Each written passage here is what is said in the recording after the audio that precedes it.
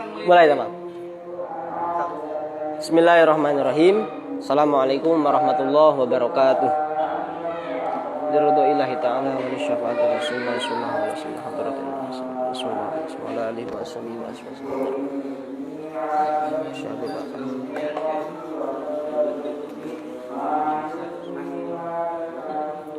Al-Fatihah.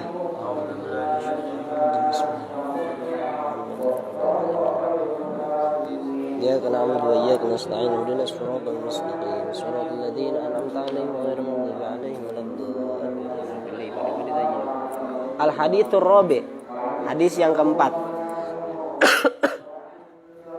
Bismillahirrahmanirrahim. Al-haditsur rabi' an Ibrahim an Alqamata an Abdullah bin Mas'udin radhiyallahu ta'ala anhum qala Rasulullah sallallahu alaihi wasallam, man ta'allama baban minal ilmi yantafi'u bihi fi akhiratihi wa dunyahu a'tahu Allahu khairan lahu min umrid dunya sab'ata alafi sanatin siyama nahariha wa qiyama layaliha makbulan ghairu mardudin. Hadis yang keempat ini intinya terlebih dahulu sebenarnya mendorong untuk mencari ilmu, mendorong untuk kita supaya mencari ilmu, sehingga di sini pun ada sedikit fadilah ataupun keutamaan yang Allah berikan terhadap orang-orang yang mencari ilmu. Man ta'allama baban minal ilmi, barang siapa yang mencari satu bab dari ilmu, yantafi'u bihi fi akhiratihi wa dunyahu, yang memberikan kemanfaatan baginya baik di dunia dan di akhiratnya,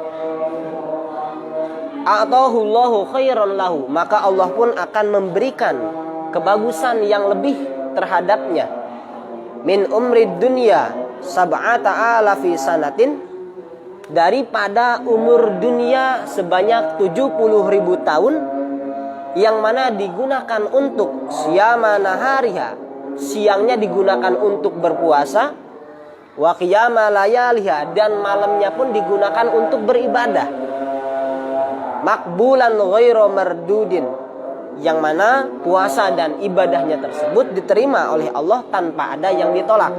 Intinya, ketika ada seseorang belajar satu bab saja, contohnya kita belajar tentang masalah satu bab sholat ataupun puasa, atau satu hadis yang sekiranya itu bermanfaat bagi diri kita sendiri ketika di dunia, mungkin kalau di akhiratnya ya, dan juga kita mengamalkan terhadap anak kita ataupun mengajarkan terhadap anak-anak kita pribadi ataupun terhadap istri lah, kalau yang sudah punya istri, itu kan kelak akan memberikan kemanfaatan di akhirat, karena itu merupakan suatu amal jariyah.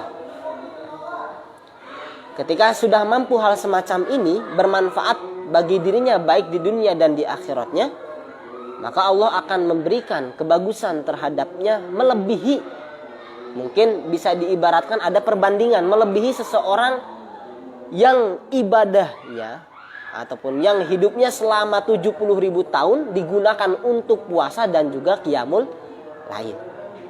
Tapi ini puasanya puasa sunnah, bukan puasa wajib. Jadi seakan-akan ada perbandingan ketika ada seseorang mencari ilmu satu bab saja, tapi bermanfaat di dunia dan di akhirat. Kemudian ada seseorang yang umurnya sampai 70.000 tahun digunakan untuk puasa di siang harinya dan malamnya untuk qiyamul lail, ternyata ganjaran ataupun pahala dan derajat di sisi Allah ini lebih besar daripada seseorang yang belajar ilmu walaupun satu bab. Itu salah satu fadilah bagi orang yang mencari ilmu. Makanya sungguh besar sekali lah fadilah-fadilah bagi orang yang mencari ilmu. Kenapa kok ibadah puasa sunnah ini walaupun toh sampai 7.000 tahun ya, 7.000 tahun, dan qiyamul lail sampai 7.000 tahun, ini lebih besar, ini lebih kecil pahalanya daripada orang yang hanya belajar satu bab. Karena yang namanya mencari ilmu itu adalah, pertama adalah suatu kewajiban. Sedangkan puasa sunnah, puasa ini maksudnya puasanya puasa sunnah. Sedangkan puasa dan juga qiyamul lail yang ada di sini itu merupakan kesunahan. Selamanya kesunahan ini tidak akan sampai melebihi, tidak akan sampai melebihi batas kewajiban. Intinya derajatnya tetap lebih besar daripada kewajiban, lebih rendah daripada kewajiban. Itu yang pertama.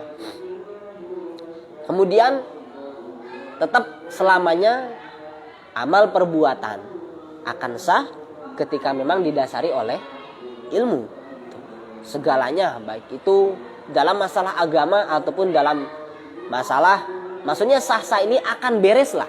Seperti halnya kita sebagai petani, tanpa didasari ilmu ketanian akan rusak. Akan rusak. Selamanya akan benar untuk melakukan segala perbuatan itu karena memang didasari oleh ilmu. Kemudian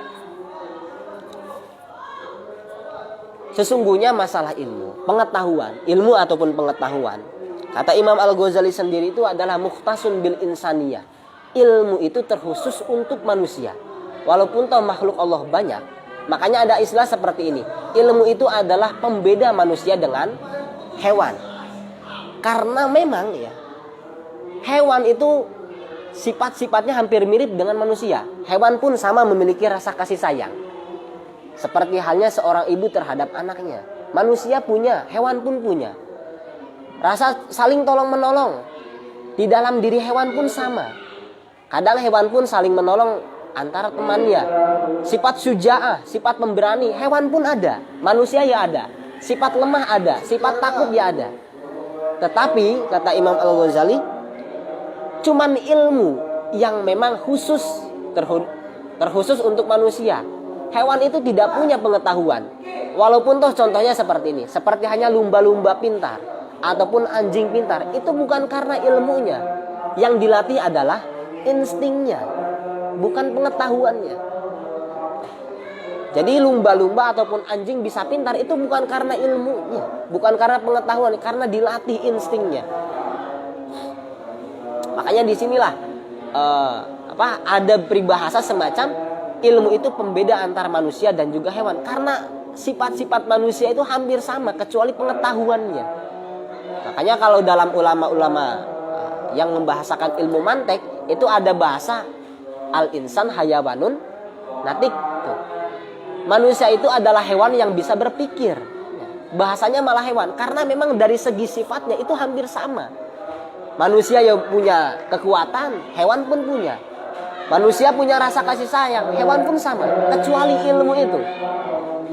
Ada bahasa istilah al-insan hayawanun natik, ataupun ada istilah yang lumrah dari kita yang sering terdengar, ilmu itu adalah pembeda antara manusia dengan hewan.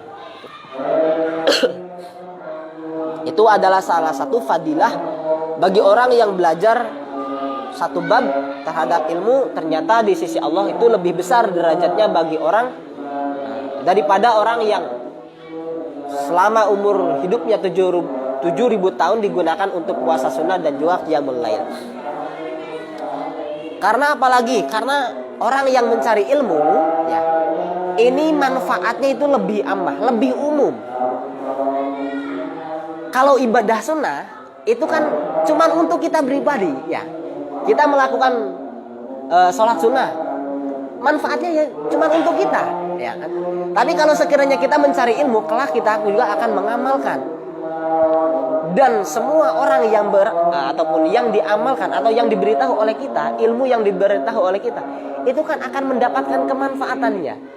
Makanya bahasa orang yang mencari ilmu itu manfaatnya lebih luas.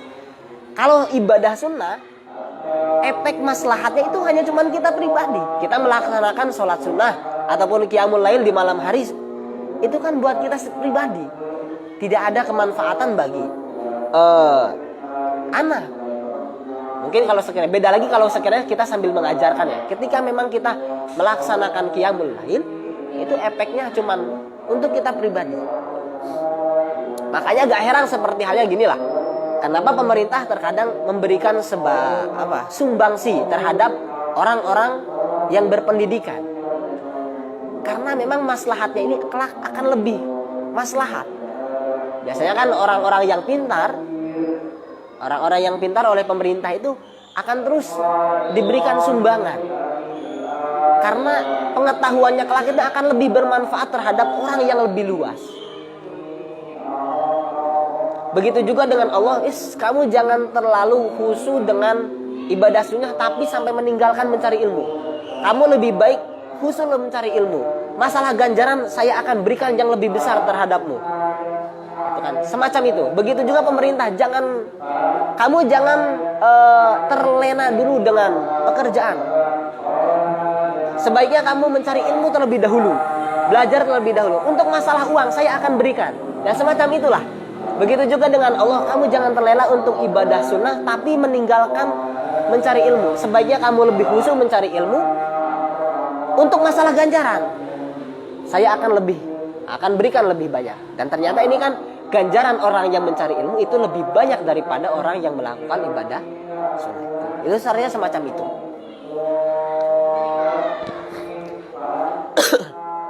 Tapi khususnya untuk masalah ilmu agama, penting adanya sanad. Sanad keilmuan itu harus ada. Beda mungkin dengan ilmu-ilmu yang sekiranya bisa dikejar secara otodidak. Tapi untuk masalah ilmu agama itu penting. Al-isnad minad din. Laulal isnad laqala man syaa ma syaa. Kalau sekiranya tidak ada sanad keilmuan, mata rantai keilmuan, maka kadang orang-orang berkata sesuai dengan kehendaknya sendiri. Kemudian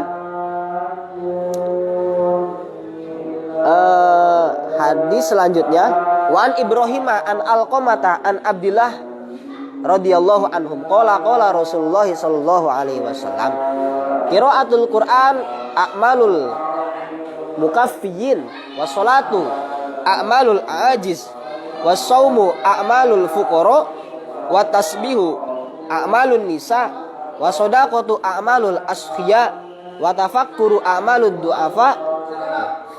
Ala adullukum ala a'malil abtal. Qila ya Rasulullah wa ma a'malul abtal? Qala talabul ilmi fa innahu nurul mu'min fid dunya wal akhirah. Ini kata Rasulullah, membaca Quran itu adalah pekerjaannya orang-orang yang tercukupi. Entah saya angan-angan ini agak sulit. Bagaimana? Mencari tafsirannya juga agak ketemu. Cuman kata Rasul seperti ini. Membaca Quran itu adalah pekerjaan orang-orang yang tercukupi. Dan sholat itu adalah pekerjaan orang-orang yang lemah. Puasa itu adalah pekerjaan orang-orang yang fakir. Bertasbih itu adalah pekerjaan para wanita. Bersedekah itu adalah pekerjaan orang-orang yang dermawan, yang loman. Orang-orang yang kaya mungkin. Tafakkur, berfikir itu adalah pekerjaan orang-orang yang du'afa, orang-orang yang lemah. Ala adullukum, intinya di sini. Ala adullukum ala a'malil abtal. Maukah kamu, kata Rasulullah terhadap para sahabat, saya tunjukkan, saya beritahu terhadap pekerjaannya abtal, para pahlawan. Qila ya Rasulullah, apa ya Rasulullah? Wa ma a'malul abtal, apa pekerjaan yang dilakukan oleh para pahlawan? Qala talabul ilmi, kata Rasulullah, pekerjaan para pahlawan itu adalah mencari ilmu. Pahlawan itu kan